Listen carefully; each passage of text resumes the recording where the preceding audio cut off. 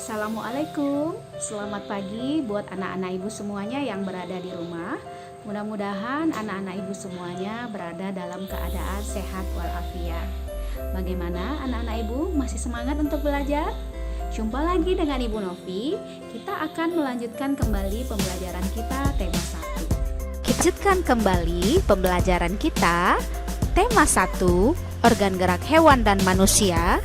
Subtema 1, organ gerak hewan, pembelajaran 4. Adapun mata pelajaran yang kita bahas kali ini adalah IPS, PPKN, dan Bahasa Indonesia. Pun tujuan pembelajaran yaitu 1.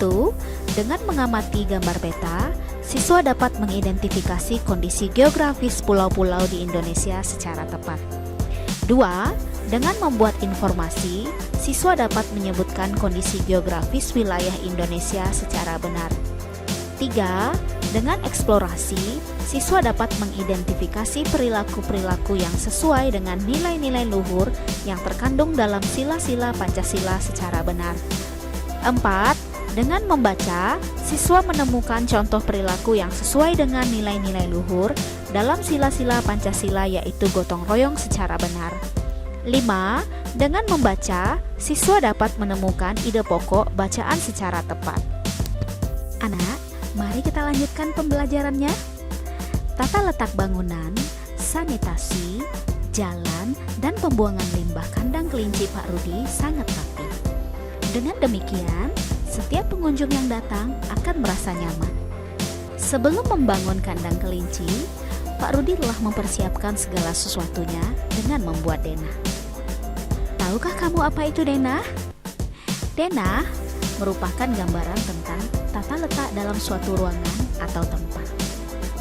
Denah berguna untuk mencari letak suatu tempat. Denah dibagi menjadi dua, yaitu denah letak bangunan dan denah ruangan. Denah letak bangunan biasanya menunjukkan letak suatu bangunan pada suatu lingkungan tertentu. Contoh denah letak bangunan antara lain denah lingkungan rumah, denah lingkungan sekolah, dan denah lingkungan kantor. Denah ruangan. Denah ini menunjukkan letak dan nama ruangan dalam sebuah bangunan. Contoh denah ruangan antara lain denah rumah, denah sekolah, dan denah kantor. Nah, di antaranya selain dari denah adalah peta. Peta adalah gambar seluruh atau sebagian permukaan bumi yang dilukiskan ke suatu bidang datar dengan perbandingan atau skala tertentu.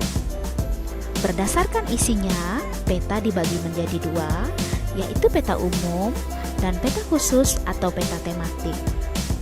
Peta umum. Peta jenis ini memberikan gambaran umum atau ketampakan yang bersifat umum suatu daerah. Contoh peta umum antara lain peta jalan raya, peta sungai, serta peta daerah kecamatan dan kabupaten atau kota. Peta khusus atau peta tematik. Peta jenis ini menggambarkan ketampakan khusus pada daerah tertentu. Contoh peta khusus atau tematik antara lain peta pariwisata, peta tambang, dan peta kependudukan. Pembelajaran sebelumnya, kamu sudah mengetahui luas dan letak wilayah negara Indonesia dengan menggunakan peta. Dengan peta, kita juga bisa mengetahui kondisi geografis negara Indonesia. Amatilah peta pada pembelajaran sebelumnya, tuliskan kondisi geografis wilayah Indonesia, khususnya kondisi geografis pulau-pulau besar di Indonesia. Perhatikan contoh berikut. Kondisi geografis Pulau Jawa berdasarkan peta. Luas Pulau Jawa adalah kurang lebih 128,297 km persegi. Batas laut, sebelah utara, Laut Jawa, sebelah selatan, Samudra Hindia, sebelah barat, Selat Sunda, sebelah timur, Selat Bali. Batas daratan. Sebelah utara, Laut Jawa dan Pulau Kalimantan. Sebelah selatan, Samudra Hindia. Sebelah barat, Selat Sunda dan Pulau Sumatera. Sebelah timur, Selat Bali dan Pulau Bali. Keadaan alam, nama-nama pantai dan laut. Nama pantai, Pantai Pangandaran, Pantai Siung, dan Pantai Manganti, dan masih banyak pantai-pantai lainnya. Nama laut, Laut Jawa dan Samudra Hindia.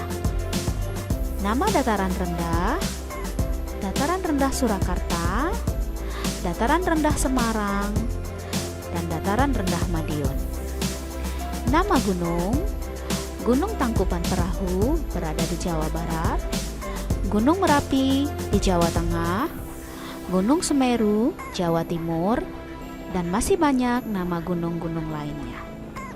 Setelah kamu mengetahui kondisi geografis pulau-pulau besar yang ada di Indonesia, buatlah kesimpulan kondisi geografis wilayah Indonesia secara umum. Anak-anak ibu sekalian, setelah kamu mengetahui kondisi geografis wilayah negara Indonesia, sekarang giliranmu untuk mengetahui kondisi geografis wilayah tempat tinggal. Gambarkan ke dalam sebuah peta sederhana. Untuk mendapatkan data dan informasi yang akurat, kamu bisa melakukan pengamatan langsung dan bertanya kepada para pengurus RT dan RW ataupun tokoh masyarakat di wilayah tempat tinggal. Luas, letak, dan kondisi geografis negara Indonesia merupakan model dasar yang sangat penting bagi pembangunan nasional dan pemerataan hasil-hasilnya. Namun demikian, semuanya itu harus didukung dengan perilaku dan sikap positif yang sesuai dengan nilai-nilai luhur yang terkandung dalam sila-sila Pancasila. Sikap dan perilaku negatif yang bertentangan dengan nilai-nilai luhur yang terkandung dalam sila-sila Pancasila akan menjadi penghambat pembangunan nasional.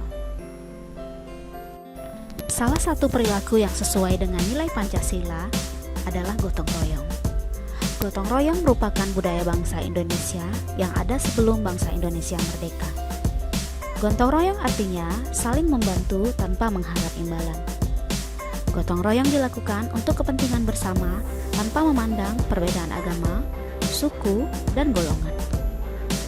Contoh gotong royong di masyarakat antara lain memperbaiki jalan, membersihkan lingkungan, membantu warga yang terkena musibah, dan mengatasi bencana. Prinsip gotong royong sangat diperlukan untuk pembangunan nasional saat ini.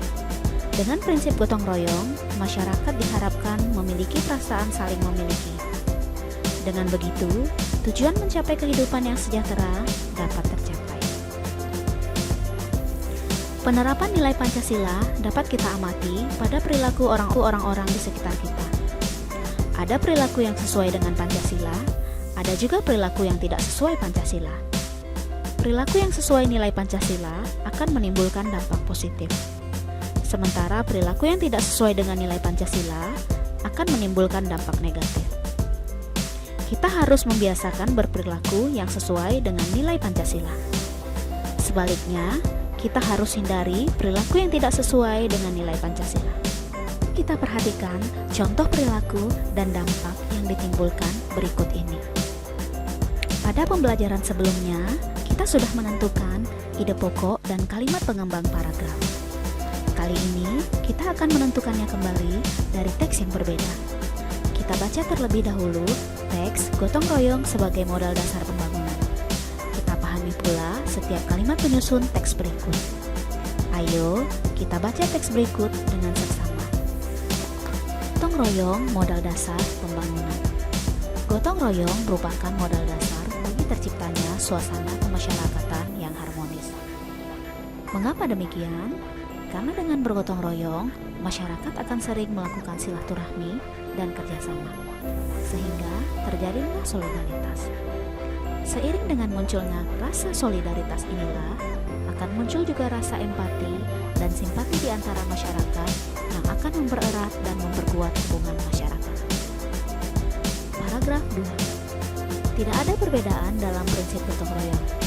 Gotong royong adalah kerja bersama, memeras keringat secara bersama, dan perjuangan saling membantu secara bersama. Gotong royong dilakukan demi mencapai tujuan bersama. tidak mempedulikan agama, suku, ataupun golongan. Paragraf 3. Prinsip-prinsip gotong royong sangat bermanfaat bagi pelaksanaan pembangunan nasional, karena semua masyarakat merasa saling memiliki. Masyarakat juga merasa mempunyai tujuan yang sama, yakni terwujudnya kehidupan yang sejahtera.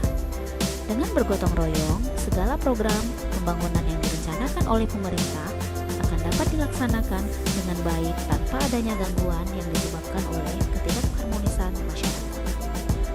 Ini saatnya untuk menuliskan ide pokok masing-masing paragraf pada teks gotong royong modal dasar pembangunan. Berdasarkan ide pokok berikut, kembangkan menjadi sebuah paragraf. Yang pertama, musyawarah mufakat adalah nilai luhur bangsa yang harus terus diterapkan dalam kehidupan sehari-hari. Yang kedua, kebebasan memeluk agama atau kepercayaan adalah hak setiap warga negara. Demikian pembelajaran tema 1 kita. Esok akan kita lanjutkan kembali. Jangan lupa kerjakan tugas yang Ibu berikan. Assalamualaikum warahmatullahi wabarakatuh.